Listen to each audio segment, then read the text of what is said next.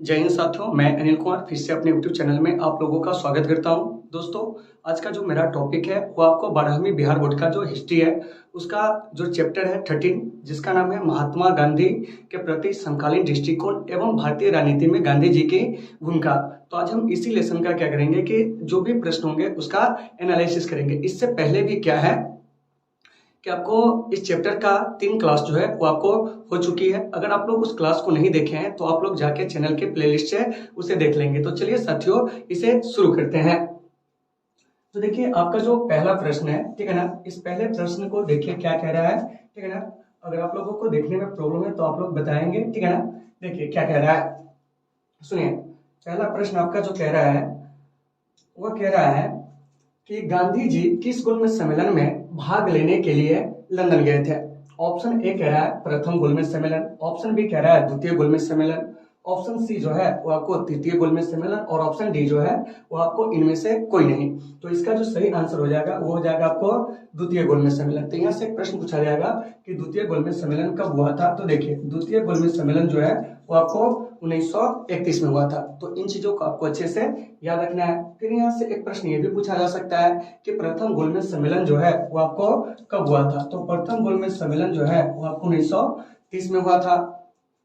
फिर पूछ रहा है तृतीय गोलमेज सम्मेलन कब हुआ था। तो देखिए, तृतीय गोलमेज सम्मेलन जो है वो आपको 1932 में हुआ था। तो देखिए, गोलमेज सम्मेलन से आपके क्या क्या प्रश्न पूछे जा सकते हैं। तो जब आपको लंदन में गोलमेज सम्मेलन का आयोजन हुआ था उस समय जो था ब्रिटेन के प्रधानमंत्री कौन थे। तो वह आपको रैमजे मैकडोनाल्ड थे। इनका नाम आपको अच्छे से याद रखना है। रैमजे मैकडोनाल्ड जो थे वह आपको गोलमेज सम्मेलन के समय जो थे वो आपको ब्रिटेन के क्या थे, कि आपको प्रधानमंत्री थे, जिनका नाम क्या था, रैमजे मैकडोनाल्ड। और इसी रैमजे मैकडोनाल्ड ने 16 अगस्त 1932 को सांप्रदायिक पंचायत की क्या किए थे, कि आपको घोषणा किए थे। तो इन चीजों को आपको अच्छे से याद रखना है, ठीक है ना।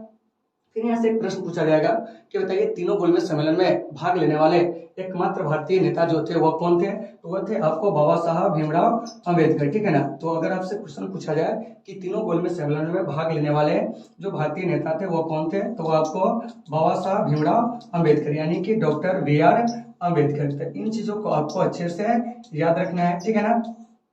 BR अम्बेडकर को हम लोग भारतीय संविधान का जनक कहते हैं। तो इन चीजों को भी अच्छे से याद रखना है, ठीक है ना। तो देखिए, 31 का प्रश्न जो है क्या कह रहा है कि गांधी जी किस गोलमेज सम्मेलन में भाग लेने के लिए लंदन गए थे।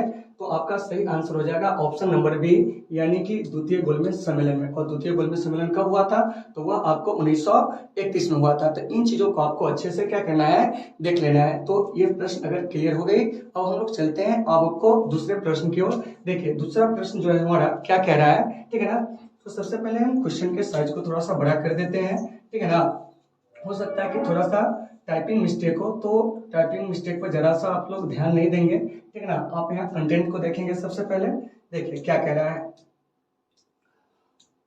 सरदार वल्लभ भाई पटेल को जाना जाता है, मतलब कि आपसे पूछा जा रहा है कि सरदार वल्लभ भाई पटेल को जाना जाता है। ऑप्शन ए में कह रहा है राज्यों के पुनर्गठन के लिए, ऑप्शन बी कह रहा है लौह पुरुष के रूप में, और ऑप्शन सी कह रहा है आपको क्या जानते हैं, देश बंधु के रूप में। तो देखिए, इसका जो सही आंसर हो जाएगा वो आपको क्या हो जाएगा। तो देखिए, तो इसका जो सही आंसर होगा ना साथियों, वो हो जाएगा आपको यानी कि लौह पुरुष के रूप में। किसके रूप में, लौह पुरुष के रूप में। यहाँ पर तो कहीं पर भी जो है आपको केवल ऑप्शन ए जो है आपको नहीं दिया गया है, ठीक है ना। तो यहाँ से एक जो होगा इसका आंसर और हो रहा है, ठीक है ना। तो राज्यों के पुनर्गठन के लिए भी इन्हें क्या होता है कि आपको जाना जाता है। तो देखिए, इस ऑप्शन में आपको देखना है कि कहां पर ए और बी है। तो ए और बी जो है ऑप्शन नंबर ए में, इसलिए इसका सही आंसर जो हो जाएगा क्या हो जाएगा, ए हो जाएगा। सरदार वल्लभ भाई पटेल को देशी रियासतों के एकीकरण के लिए भी क्या है कि आपको जाना जाता है। और सरदार वल्लभ भाई पटेल को हम लोग आयरन मैन ऑफ इंडिया के नाम से जानते हैं। कैसे जानते हैं, आयरन मैन ऑफ इंडिया। देखिए, आयरन मैन, ठीक है ना, ऑफ इंडिया अगर पूछेगा कि किन्हें कहा जाता है, तो आप क्या कहोगे कि आयरन मैन ऑफ इंडिया जो है सरदार वल्लभ भाई पटेल जी को जो है वो आपको कहा जाता है। तो इन चीजों को आपको अच्छे से याद रखना है। दूसरा चीज क्या याद रखना है कि सरदार वल्लभ भाई पटेल जी के जन्म दिवस पर ही क्या होता है कि आपको 31 अक्टूबर को जो होते हैं वो आपको राष्ट्रीय एकता दिवस मनाया जाता है। क्या मनाया जाता है, राष्ट्रीय एकता दिवस। तो अगर मैं आपसे क्वेश्चन पूछूं कि राष्ट्रीय एकता दिवस जो है वो आपको कब मनाया जाता है, तो आप क्या कहोगे, 31 अक्टूबर को। और 31 अक्टूबर को किसके जन्म दिवस पे? तो सरदार वल्लभ भाई पटेल जी के जन्म दिवस पे, ठीक है ना। क्या कहते हैं कि आपको जो देसी रियासत थे उन रियासतों का क्या कहते हैं कि आपको एकीकरण किए थे। तो इन सभी चीजों को आपको अच्छे से याद रखना है। और इनका जन्म जो हुआ था 31 अक्टूबर 1875 को, ठीक है ना। और इनकी जो मृत्यु होती है वह आपको 15 दिसंबर 1950 को। तो इन चीजों को भी आपको अच्छे से याद रखना है। सरदार वल्लभ भाई पटेल जो कि बारदोली सत्याग्रह के लिए भी जाने जाते हैं, और बारदोली सत्याग्रह के सफलता के बाद ही बारदोली की महिलाओं की ओर से महात्मा गांधी के द्वारा इन्हें क्या हुआ था कि आपको सरदार की उपाधि जो है वो आपको दी गई थी। तो इन सारे चीजों को आपको अच्छे से याद रखना है, ठीक है ना। 32 नंबर प्रश्न का जो सही आंसर हो जाएगा वो आपको ये हो जाएगा। चलिए अब हम लोग चलते हैं अगले प्रश्न की ओर। हमारा अगला प्रश्न जो है वो आपको क्या कह रहा है, इसको हम लोग देखेंगे। देखिए यहाँ अगर आपको प्रश्न नहीं बुझा है तो आप कमेंट करके बताएंगे हमें, ठीक है ना। इसके साइज को और भी हम थोड़ा बड़ा कर देंगे। देखिए क्या कह रहा है, समझिए। असहयोग आंदोलन, ठीक है ना, प्रश्न को समझिए। असहयोग आंदोलन शुरू करने के समय भारत के वायसराय कौन थे? यानी कि भारत के वायसराय के बारे में जो है वो आपको पूछा जा रहा है, ठीक है ना। तो देखिए तो उस समय जो भारत के वायसराय थे वो कौन थे, इस पर हम लोग क्या करेंगे कि आपको चर्चा करेंगे, ठीक है ना। चलिए देखिए तो भारत के जो वायसराय थे उस समय वो कौन थे, इस पर हम लोग चर्चा करेंगे। तो देखिए ऑप्शन ए कह रहा है लॉर्ड हेस्टिंग्स, ऑप्शन बी कह रहा है लॉर्ड कैनिंग, ऑप्शन सी कह रहा है लॉर्ड डलहौजी, और ऑप्शन डी कह रहा है लॉर्ड चेम्सफोर्ड। तो इसका जो सही आंसर हो जाएगा वो आपको लॉर्ड चेम्सफोर्ड हो जाएगा। क्योंकि भारत छोड़ो आंदोलन, भारत छोड़ो कहते हैं असहयोग आंदोलन जिस समय शुरू हुआ था उस समय भारत के जो वायसराय थे वो आपको कौन थे? लॉर्ड चेम्सफोर्ड थे। इसमें और भी लोगों का नाम दिया गया है जिसके बारे में हम लोग क्या करेंगे कि आपको जानेंगे, ठीक है ना। तो यहाँ पर एक है आपको लॉर्ड हेस्टिंग्स, ठीक है ना, यानी कि वारेन हेस्टिंग्स। तो देखिए वारेन हेस्टिंग्स जो थे वो क्या थे, सबसे पहले समझिएगा कि यह बंगाल के प्रथम गवर्नर जनरल थे, ठीक है ना, और बंगाल के अंतिम गवर्नर थे। कौन? तो आपको लॉर्ड हेस्टिंग्स। उसके बाद है आपको लॉर्ड कैनिंग। तो लॉर्ड कैनिंग जो है यह भारत के प्रथम वायसराय है। क्या है? प्रथम वायसराय। तो इन चीजों को भी आपको अच्छे से याद रखना है कि भारत के प्रथम वायसराय जो थे वो कौन थे? तो लॉर्ड कैनिंग। और 1857 के सिपाही विद्रोह के समय यही आपको गवर्नर जनरल थे। दूसरी बात है आपको लॉर्ड डलहौजी। तो लॉर्ड डलहौजी जो है राज्य हड़प नीति के लिए जाना जाता है। किसके लिए जाना जाता है? राज्य हड़प नीति के तहत जो है वो आपको जाना जाता है। कौन? तो आपको लॉर्ड डलहौजी। यहाँ से एक प्रश्न आएगा कि लॉर्ड डलहौजी ने राज्य हड़प नीति को कब शुरू किया था? तो यह आपको 1848 में। और राज्य हड़प नीति का शिकार जो आपको पहला राज्य बना था वो आपको सतारा बना था। तो यहाँ से राज्य हड़प नीति के तहत कुछ और भी राज्यों को हड़पा गया था जिसके बारे में जान लीजिए जो इम्पोर्टेंट है, ठीक है ना। 1853 का जो ईयर है इस ईयर में आपको क्या हुआ था कि झांसी को राज्य हड़प नीति के तहत जो था वो आपको हड़प लिया गया था। तो इन चीजों को याद रखना है। उसके बाद आपको 1856 में जो था वो आपको अवध को कुशासन का आरोप लगाकर क्या कर लिया गया था कि आपको हड़प लिया गया था। तो इन चीजों को भी आपको अच्छे से याद रखना है। तो यहाँ से क्या क्या सीखे हम, क्या असहयोग आंदोलन शुरू करने के समय भारत के वायसराय कौन थे? तो वो आपको लॉर्ड चेम्सफोर्ड थे, ठीक है ना। बंगाल के जो प्रथम गवर्नर जनरल थे क्या थे? बंगाल के, देखिए कहाँ के? बंगाल के प्रथम गवर्नर जनरल। तो बंगाल के जो प्रथम गवर्नर जनरल थे वो आपको कौन थे? तो हमारा आंसर हो जाएगा आपको वारेन हेस्टिंग्स, ठीक है ना। लॉर्ड कैनिंग क्या थे? तो यह आपको भारत के प्रथम वायसराय थे। उसके बाद है लॉर्ड डलहौजी जो कि आपको राज्य हड़प नीति के लिए जाना जाता है। और राज्य हड़प नीति का जो पहला शिकार राज्य था वो कौन था? तो हम कहेंगे आपको सतारा।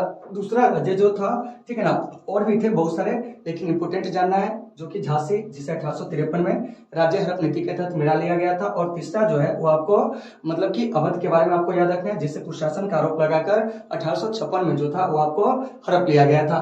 तो इस 33 नंबर प्रश्न का जो सही आंसर हो जाएगा वो आपको डी हो जाएगा। तो आप लोग इसे बढ़िया से याद रखेंगे, ठीक है ना। चलिए अब हम लोग चलते हैं अगले प्रश्न की ओर। हमारा जो अगला प्रश्न है वो आपको क्या कह रहा है इस पर हम लोग चर्चा करेंगे, ठीक है ना।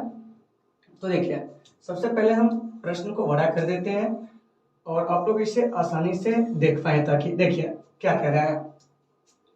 प्रश्न को पहले समझिएगा क्या कह रहा है। पंजाब के भूतपूर्व लेफ्टिनेंट गवर्नर माइकल ओडायर की हत्या किसने की? ऑप्शन ए कह रहा है भगत सिंह, ऑप्शन बी कह रहा है आपको नाथूराम गोडसे, ऑप्शन सी कह रहा है उधम सिंह, और ऑप्शन डी कह रहा है आपको चंद्रशेखर आजाद। तो हमारा जो सही आंसर होगा ना वो आपको क्या हो जाएगा, ठीक है ना, तो ये हो जाएंगे आपको उधम सिंह, जिन्होंने 1940 में क्या है 1940 में आपको लंदन में कहा, लंदन में माइकल ओडायर की क्या कर दिए थे कि आपको हत्या कर दिए थे। तो इन चीजों को आपको अच्छे से समझना है, ठीक है ना। फिर ऑप्शन में आपको जो है आपको भगत सिंह जी का नाम दिया हुआ है। तो देखिए भगत सिंह के बारे में आप जानिए कि इनकी शहादत आपसे बराबर पूछा जाता है। तो भगत सिंह जी की जो शहादत हुई थी वो आपको 23 मार्च 1931 को लाहौर सेंट्रल जेल में इन्हें क्या हुआ था कि आपको फांसी दिया गया था। उसके बाद है आपको नाथूराम गोडसे। तो नाथूराम गोडसे ने 30 जनवरी 1948 को महात्मा गांधी की हत्या कर दिए थे, ठीक है ना। तो इन चीजों को आपको याद रखना है। चंद्रशेखर आजाद, इनके बारे में भी आप याद रख सकते हो। ये अल्फ्रेड पार्क में, ठीक है ना, अंग्रेजों के हाथे जो थे वो आपको पकड़े न जाने के लिए स्वयं को क्या कर लिए थे कि आपको शहादत दे दिए थे, अर्थात स्वयं जो थे अब गोली मारकर अपनी हत्या जो थे कर लिए थे, ठीक है ना। तो इन सारे चीजों को आपको अच्छे से याद रखना है, ठीक है ना। तो 34 का जो सही आंसर हो जाएगा वो हो जाएगा आपको सी। चलिए अब हम लोग अगले प्रश्न की ओर चलते हैं। अगला प्रश्न जो है हमारा वो क्या कह रहा है, इसको हम लोग देखते हैं। तो देखिए सबसे पहले हम प्रश्न के साइज को थोड़ा सा बड़ा कर ले।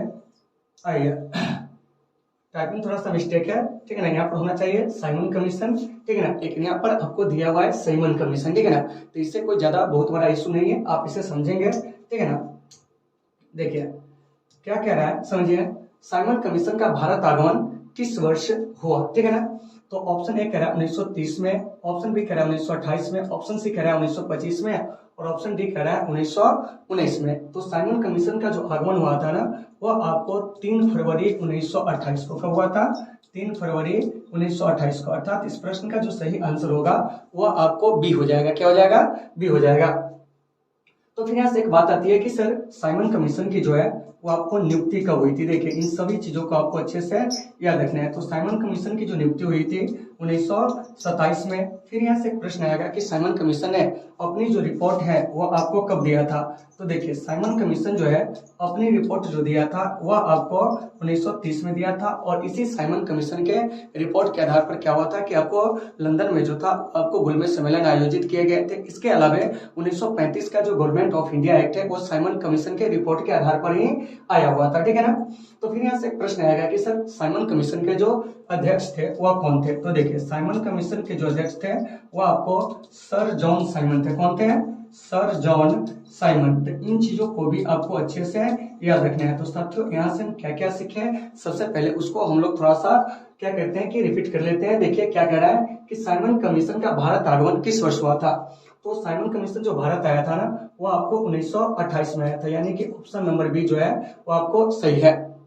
फिर यहाँ से पूछा जाएगा साइमन कमीशन की नियुक्ति कब हुई थी, 1927 में। साइमन कमीशन ने अपना रिपोर्ट कब दिया था, तो वो आपको 1923 में। साइमन कमीशन जो है भारत डेट के साथ पूछेगा कब आया था, तो 3 फरवरी 1928 को। और इसके अध्यक्ष कौन थे, तो आपको सर जॉन साइमन थे। तो इन सारे चीजों को आपको अच्छे से याद रखना है। चलिए अब हम लोग चलते हैं अगले प्रश्न की ओर। हमारा जो अगला प्रश्न है वो क्या कह रहा है, इस पर हम लोग चर्चा करते हैं, ठीक है ना।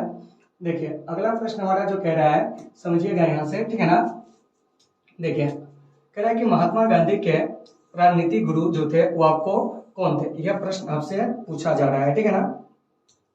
तो प्रश्न को सबसे पहले समझिए क्या कह रहा है कि महात्मा गांधी के राजनीतिक गुरु जो थे वह कौन थे।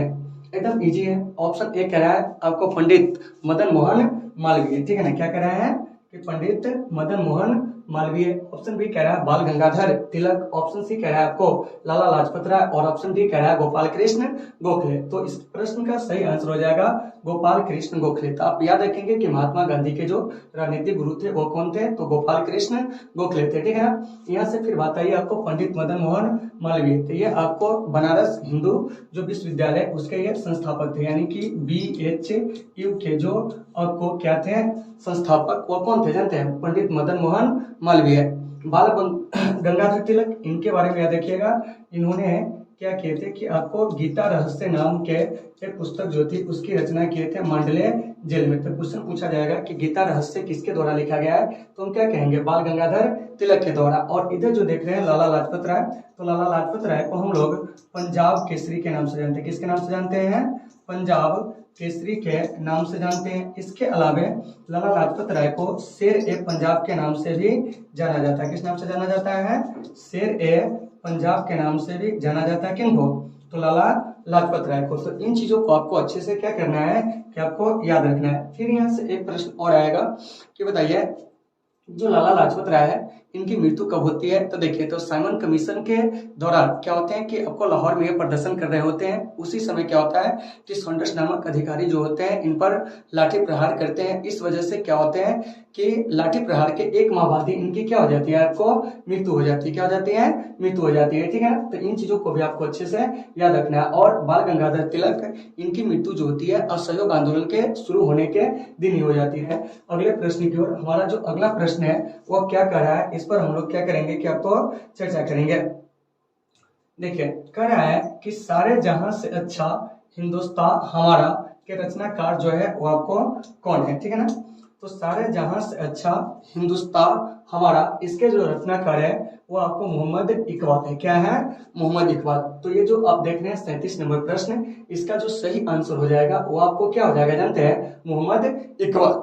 अब यहाँ से एक प्रश्न और आएगा, ऑप्शन में रविन्द्रनाथ टैगोर है। तो देखिए, रविन्द्रनाथ टैगोर जी ने भारत के जो राष्ट्रगान है वह है आपको जन गण मन। क्या है, जन गण मन। इसका इन्होंने क्या किए थे, रचना किए थे। इसके अलावा बांग्लादेश के राष्ट्रगान जो है अमार, क्या है, अमार सोनार। क्या है, अमार सोनार बांग्ला। क्या है, अमार सोनार बांग्ला। इसकी भी जो रचना किए थे रविन्द्रनाथ टैगोर जी ने किए थे। रविन्द्रनाथ टैगोर जी को हम लोग गुरुदेव के नाम से जानते हैं। किस नाम से जानते हैं, गुरुदेव के नाम से जानते हैं। महात्मा गांधी ने इन्हें गुरुदेव की उपाधि जो थे वो आपको दिए थे। इसके अलावा रविन्द्रनाथ टैगोर जी को हम लोग विश्व कवि भी कहते हैं। क्या कहते हैं, विश्व कवि भी कहते हैं, ठीक है ना।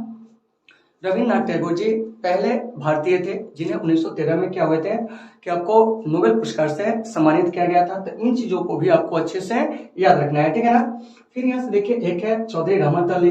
तो चौधरी रहमत अली ने क्या किया था कि आपको पाकिस्तान शब्द को जन्म दिया था। किसको जन्म दिया था, पाकिस्तान शब्द को। और ये जो पाकिस्तान शब्द की जो रचना किए थे चौधरी रहमत अली ने, वो आपको 1933 में, और यह आपको कैम्ब्रिज विश्वविद्यालय के क्या थे कि आपको छात्र थे। इन चीजों को भी आपको अच्छे से क्या करना है कि आपको याद रखना है। और यहाँ से भगत सिंह का नाम आया। तो भगत सिंह ने एक पुस्तक की रचना किए थे कि मैं नास्तिक क्यों हूँ, ठीक है ना। तो इन सारे चीजों को आपको अच्छे से याद रखना है। तो ये जो आपका 37 नंबर प्रश्न है साथियों, इसका जो सही आंसर होगा ना वो आपको क्या हो जाएगा जानते हैं, तो option number B, Mohammad Iqbal. चलिए, अब हम लोग चलते हैं अगले प्रश्न की ओर, ठीक है ना। 35 नंबर प्रश्न हमारा क्या कह रहा है, इसको समझिएगा, ठीक है ना। कह रहा है कि माई एक्सपेरिमेंट्स विथ ट्रूथ के रचनाकार कौन है। तो देखिए, माई एक्सपेरिमेंट्स विथ ट्रूथ जो है वो आपको महात्मा गांधी के आत्मकथा का नाम है। किसका नाम है, महात्मा गांधी के आत्मकथा का नाम। तो इससे भी आप याद रखिएगा कि माई एक्सपेरिमेंट्स विथ ट्रूथ जो है वो आपको क्या है, तो महात्मा गांधी का आत्मकथा है। इन चीजों को याद रखना है, जो कि आपको गुजराती भाषा में क्या किया गया था कि आपको लिखा गया था। तो इन सारे चीजों को आपको अच्छे से याद रखना है, ठीक है ना। फिर यहाँ से एक पुस्तक पूछा जाएगा, इंडिया विंस फ्रीडम। क्या पूछा जाएगा, इंडिया विंस। क्या है, इंडिया विंस फ्रीडम। तो देखिए, इंडिया विंस फ्रीडम जो है क्या है, फ्रीडम। इसके जो लेखक है वो आपको कौन है, मौलाना अबुल कलाम आजाद। इसे भी आप याद रखिएगा। इसके अलावा आपको डिस्कवरी ऑफ इंडिया, क्या है, डिस्कवरी ऑफ इंडिया, इस पुस्तक के जो रचनाकार है वो आपको कौन है, तो पंडित जवाहरलाल नेहरू है। तो इन चीजों को आपको अच्छे से याद रखना है। उसके बाद है जयप्रकाश नारायण। इन्होंने भी एक पुस्तक लिखे थे जिसको आप लोग याद रख सकते हैं, रिकंस्ट्रक्शन ऑफ इंडियन पॉलिटी। तो इन चीजों को आपको अच्छे से याद रखना है। और जयप्रकाश नारायण जो है इन्हें जेपी के नाम से भी जाना जाता है। किस नाम से जाना जाता है, जेपी के नाम से। तो इन चीजों को साथियों अच्छे से याद रखिएगा। इन्हें लोकनायक के नाम से भी जाना जाता है। किस नाम से जाना जाता है, लोकनायक के नाम से जाना जाता है। इनके बचपन का जो नाम है वो आपको बाउल है। और इन्होंने संपूर्ण क्रांति का नारा दिए थे, ठीक है ना, पटना के गांधी मैदान से, ठीक है ना, 1974 में। तो इन चीजों को भी आपको अच्छे से याद रखना है। चलिए, अब हम लोग चलते हैं अगले प्रश्न की ओर। हमारा जो अगला प्रश्न है वो क्या कर रहा है, इस पर हम लोग क्या करेंगे कि चर्चा करेंगे। देखिए, अगला प्रश्न हमारा कह रहा है कि दांडी यात्रा में गांधी जी ने कितनी दूरी जो थी तय करके नमक कानून का क्या किया था कि आपको विरोध किया था। प्रश्न बहुत अच्छा है, आप इसे समझेंगे। देखिए, तो दांडी यात्रा में गांधी जी जो थे कितने किलोमीटर की दूरी तय करके क्या कहते हैं कि नमक कानून का विरोध किए थे। ऑप्शन ए कह रहा है 248, ऑप्शन बी कह रहा है 385 किलोमीटर, ऑप्शन सी 284 किलोमीटर और ऑप्शन डी जो है 348 किलोमीटर। तो इसका जो सही आंसर हो जाएगा 385 किलोमीटर, और नहीं तो अगर मील में दिया रहेगा तो आप इसे याद रखेंगे 241 मील। तो यहाँ से बात आती है डांडी यात्रा की। तो डांडी यात्रा जो शुरू हुए थे साथियों, वह आपको 12 मार्च को शुरू हुआ था। कब शुरू हुआ था?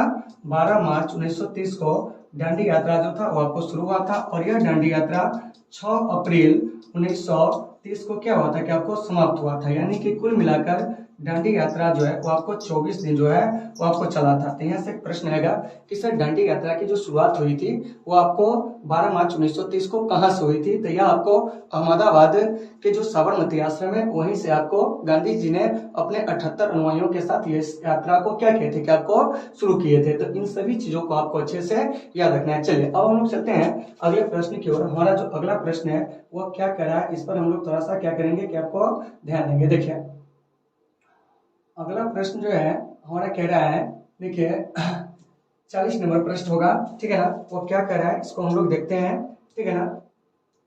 देखिए कह रहा है कि आपको गांधी जी ने किस कानून को काला कानून कहा था? क्या है? काला कानून कहा था। प्रश्न यह है, तो जैसा कि आप जानते हैं कि काला कानून जो है वो किसे कहा गया, सबसे पहले यहाँ पर ऑप्शन दिया हुआ है, आप लोग कमेंट करके बताइए, ठीक है ना।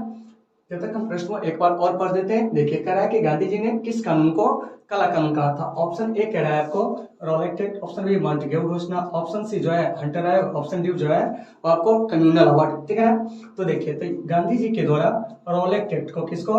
रॉलेट एक्ट को काला कानून जो था वो आपको कहा गया था। तो इन चीजों को आपको अच्छे से याद रखना है। तो फिर यहाँ से एक प्रश्न आती है कि रॉलेट एक्ट को काला कानून क्यों कहा गया था? क्योंकि इस कानून के तहत किसी भी व्यक्ति को मात्र संदेह के आधार पर ही गिरफ्तार किया जा सकता था। तो इन चीजों को अच्छे से याद रखना है। दूसरी बात क्या है इसे भी आप लोग समझिए, ठीक है ना, कि काला कानून जो है यह रॉलेट एक्ट आया क्यों था? तो भारत में उठ रही उग्र राष्ट्रवादी भावना को दबाने के लिए यह कानून जो था वो आपको सर सिडनी रॉलेट की अध्यक्षता में आया हुआ था। उसके बाद है आपको मॉन्टेग्यू घोषणा।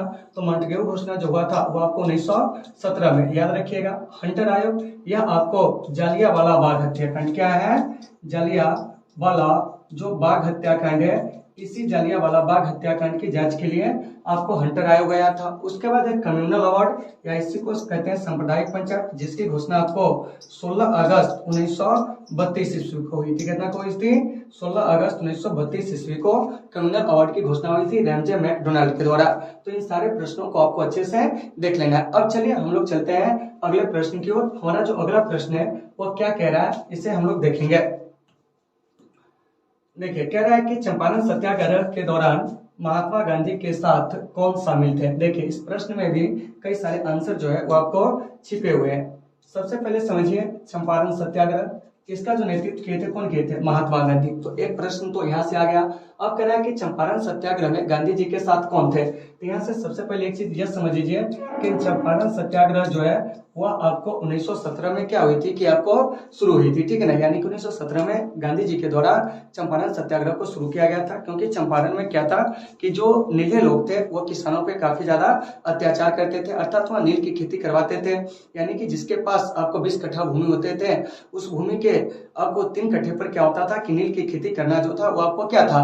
अनिवार्य था। क्या था?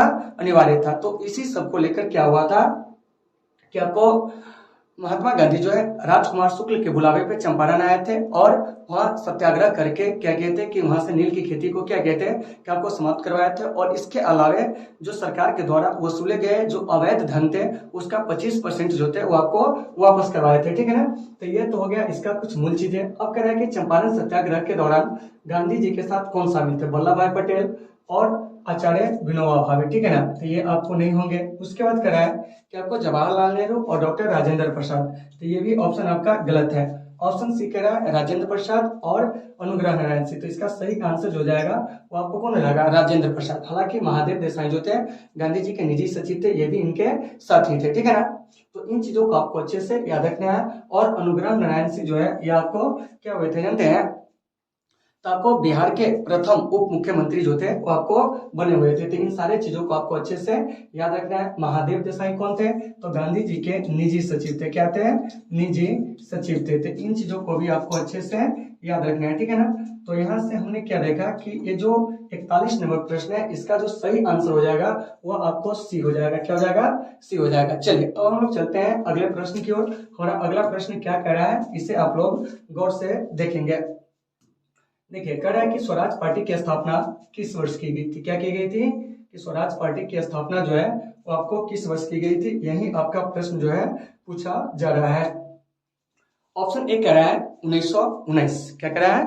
1919। देखिए ऑप्शन बी कह रहा है 1920, ऑप्शन सी कह रहा है 1922 और ऑप्शन डी कह रहा है 1923। तो इस प्रश्न का जो सही आंसर होगा ना वो हो जाएगा ऑप्शन डी 1923। तो यहाँ से एक बात आती है कि ये जो स्वराज पार्टी है इसकी स्थापना 1923 में किसने किया था? इसकी स्थापना जो किए थे मोतीलाल नेहरू। कौन किए थे?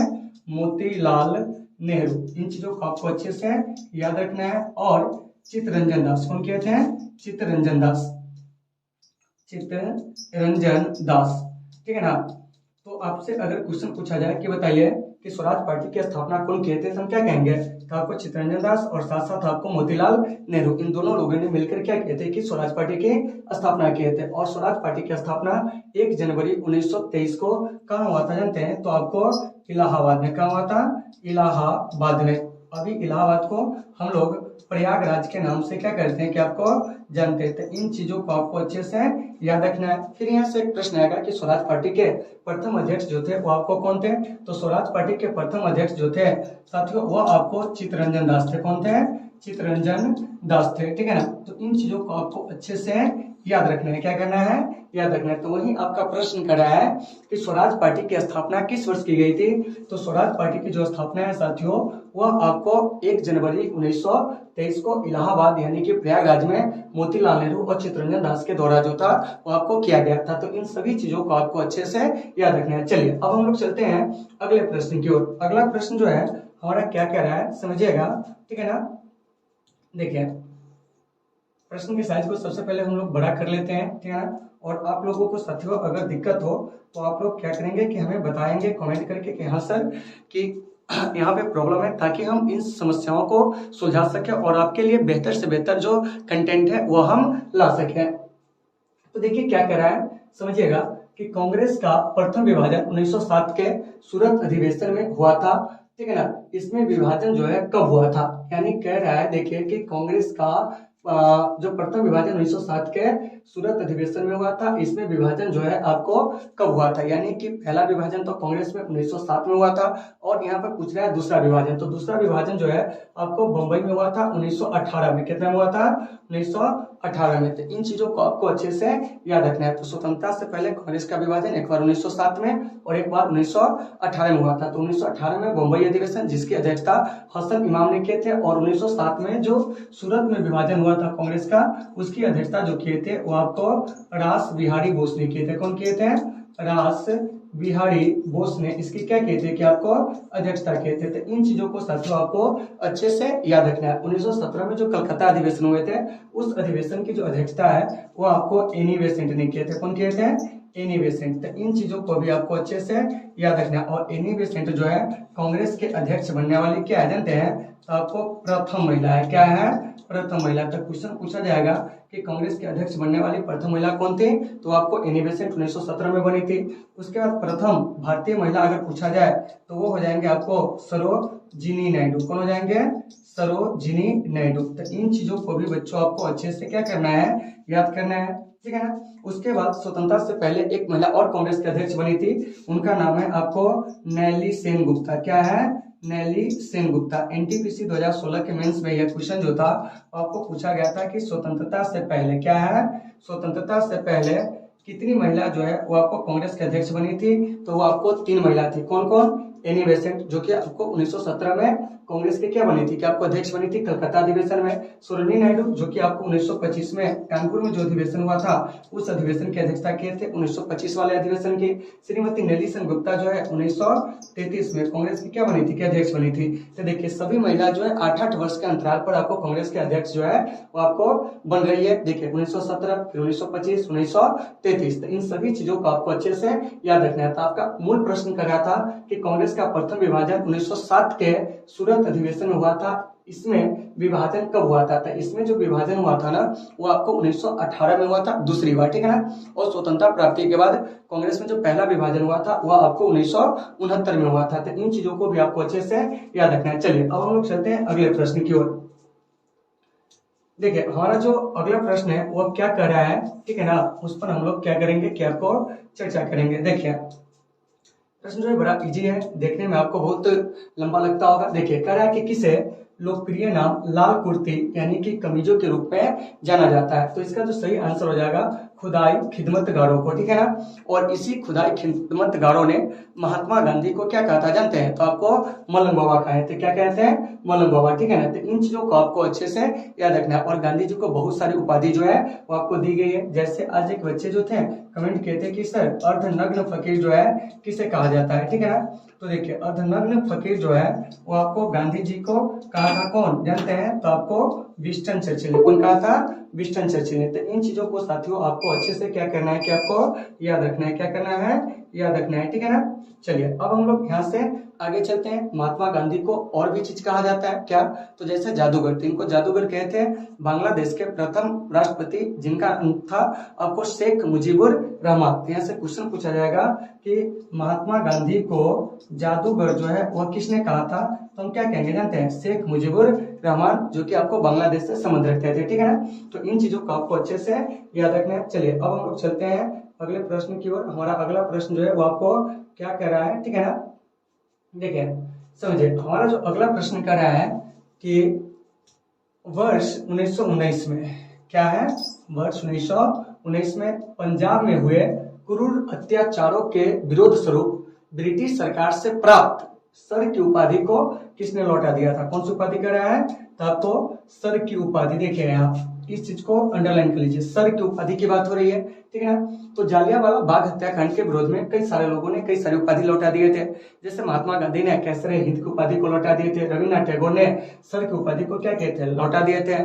और वायसराय के कार्यकारिणी परिषद से जो थे वो आपको शंकर नारायण ने त्यागपत्र दे दिए थे। तो इन चीजों को आपको अच्छे से याद रखना है। तो फिर यहाँ से प्रश्न आ गया कि सर जालियांवाला बाग हत्याकांड कब हुई थी, तो यह आपको 13 अप्रैल 1919 को जालियांवाला बाग हत्याकांड हुई थी। तो इन चीजों को आपको याद रखना है। कहाँ हुई थी, तो यह आपको अमृतसर में, कहाँ हुई थी, अमृतसर में। साथियों अमृतसर है कहाँ, तो यह आपको पंजाब में। और इस जालियांवाला बाग हत्याकांड के जांच के लिए एक आयोग बना था, उस आयोग का नाम है आपको हंटर आयोग। क्या है, हंटर आयोग। और याद रखिएगा हंटर आयोग में 8 सदस्य थे। कितने सदस्य थे, 8 सदस्य, जिसमें से आपको 5 जो थे वो आपको अंग्रेज थे। कौन थे, 5 अंग्रेज थे और 3 जो थे वो आपको भारतीय थे। और हंटर आयोग के रिपोर्ट के अनुसार जालियांवाला बाग हत्याकांड में आपको 379 लोग जो थे वो आपको मारे गए थे। तो देखिए यह आंकड़ा कहीं से भी सही नहीं था, क्योंकि जालियांवाला बाग हत्याकांड में आपको जो थे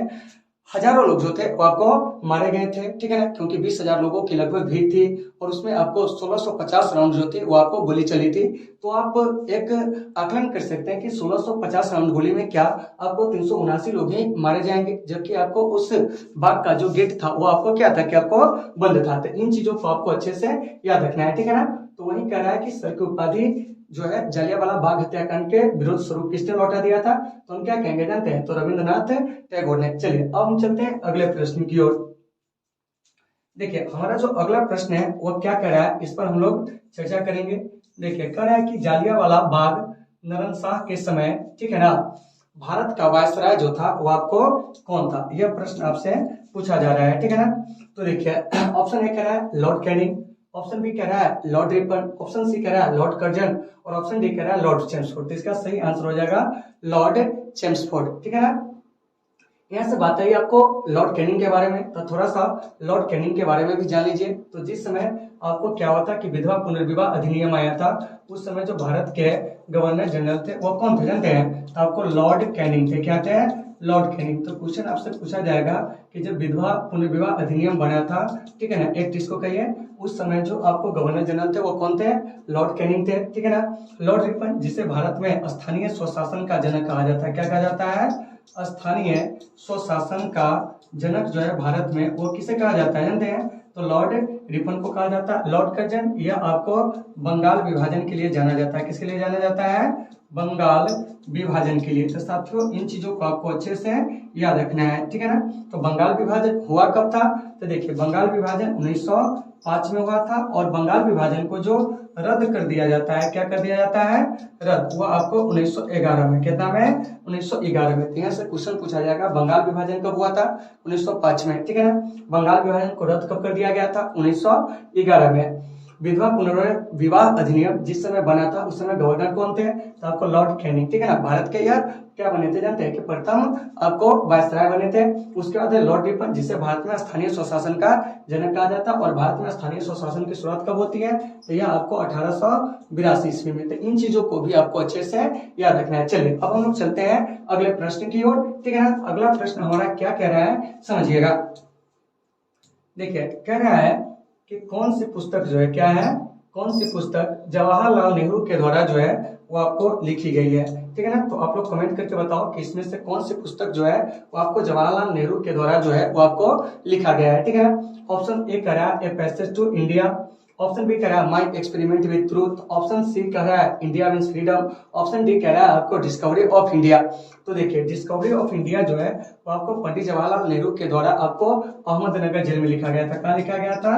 अहमदनगर जेल में। तो बच्चे इसको भी आपको याद रखना है कि अहमदनगर जेल में जवाहरलाल नेहरू ने कौन सी पुस्तक लिखी थी? तो हम क्या कहेंगे? Discovery of India.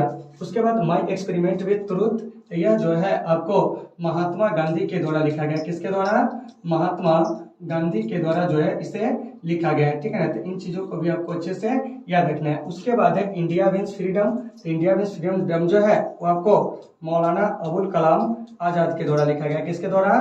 Maulana Abul Kalam Azad कहेंगे। क्या कहेंगे? मौलाना अबुल कलाम आजाद, इन्हीं के द्वारा जो था वो आपको इंडिया मीन्स फ्रीडम नाम का जो पुस्तक है वो आपको लिखा गया था। और मौलाना अबुल कलाम आजाद जी को हम लोग क्या कहते हैं कि हिंदू मुस्लिम एकता के जो आपको प्रतिपादक है, इसके रूप में हम लोग क्या कहते हैं कि आपको जानते हैं मौलाना अबुल कलाम आजाद जी के जन्म दिवस पर ही 11 नवंबर को राष्ट्रीय शिक्षा दिवस जो होते हैं वो आपको मनाए जाते हैं। चलिए अब हम लोग चलते हैं अगले प्रश्न की ओर। हमारा अगला प्रश्न क्या कर रहा है देखिएगा आपको गौर से, ठीक है ना। देखिए क्या कह रहा है कि नेहरू रिपोर्ट, ठीक है ना, क्या कह रहा है कि आपको नेहरू रिपोर्ट को अंतिम रूप से अगस्त 1928 में आयोजित सर्वदलीय सम्मेलन में स्वीकार किया गया था। इस सम्मेलन की अध्यक्षता किसने किया था? ऑप्शन ए कह रहा है Motilal Nehru, option B Mahatma Gandhi, option C Jawaharlal Nehru, और ऑप्शन डी कह रहा है डॉक्टर अंसारी। तो इसका सही आंसर हो जाएगा मोतीलाल नेहरू, ठीक है ना। 1928 में मोतीलाल नेहरू जो थे आपको कांग्रेस के अध्यक्ष भी क्या थे कि आपको बने हुए थे। उसके बाद है ऑप्शन बी महात्मा गांधी। तो इनसे भी एक चीज याद रखिएगा, यह एक ही बार कांग्रेस के अध्यक्ष बने थे 1924 में, वो भी आपको बेलगांव अधिवेशन में। किस अधिवेशन में? बेलगांव अधिवेशन में। बेलगांव अधिवेशन कहाँ हुआ था? तो आपको कर्नाटका में हुआ था। पंडित जवाहरलाल नेहरू आजादी से पहले 3 बार कांग्रेस के अध्यक्ष बने थे, याद रखिएगा। 1929 में कहाँ बने थे? तो आपको लाहौर में। कहाँ बने थे? लाहौर में। उसके बाद 1936 में जो कि आपको लखनऊ में बने थे। कहाँ बने थे? लखनऊ में। उसके बाद है आपको ऑप्शन सी कह रहे हैं तीसरी बार जो ये बने थे 1937 में, जो कि आपको फैजपुर में बने थे। कहाँ बने थे? फैजपुर में। और याद रखिएगा फैजपुर अधिवेशन जो है, क्या है? फैजपुर अधिवेशन वह आपको गांव में होने वाला प्रथम अधिवेशन था। तो इन चीजों को भी आपको अच्छे से याद रखना है। तो यहाँ से कभी कभी क्वेश्चन पूछ लिया जाएगा कि नेहरू रिपोर्ट को कब पेश किया गया था, तो वह आपको 1928 में। तो इन चीजों को साथियों आपको अच्छे से याद रखना है। चलिए अगले प्रश्न की ओर हम लोग चलते हैं। हमारा जो अगला प्रश्न है वो आपको क्या कह रहा है, इस पर हम लोग चर्चा करेंगे। देखिए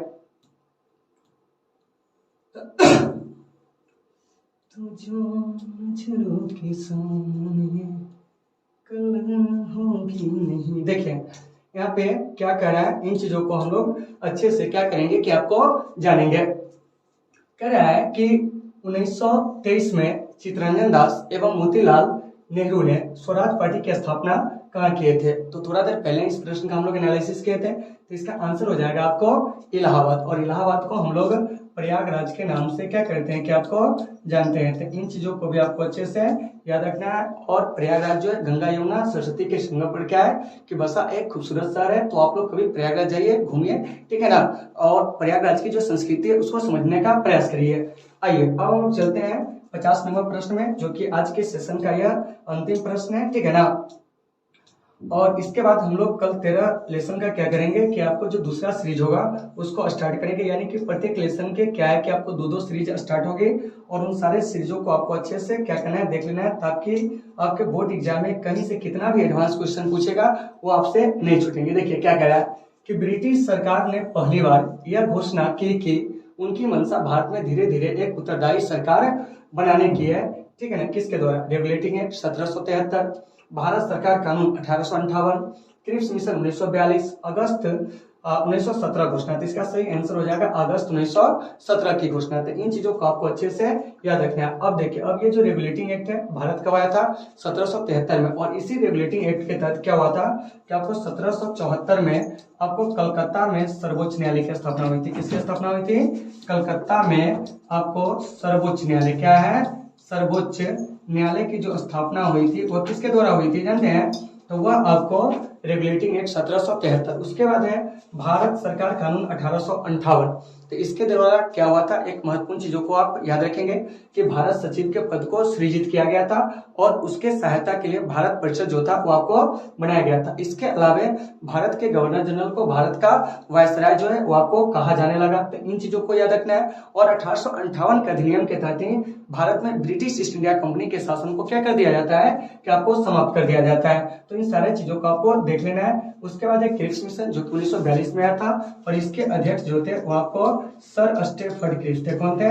सर स्टेफर्ड क्रिप्स थे। तो इन चीजों को आपको अच्छे से समझना है। तो देखिए साथियों, आपसे क्वेश्चन क्या पूछा जा रहा था कि ब्रिटिश सरकार ने पहली बार यह घोषणा कि उनकी मंशा भारत में धीरे धीरे एक उत्तरदायी सरकार बनाने की है। तो यह आपको अगस्त 1917 की घोषणा में, ठीक है ना।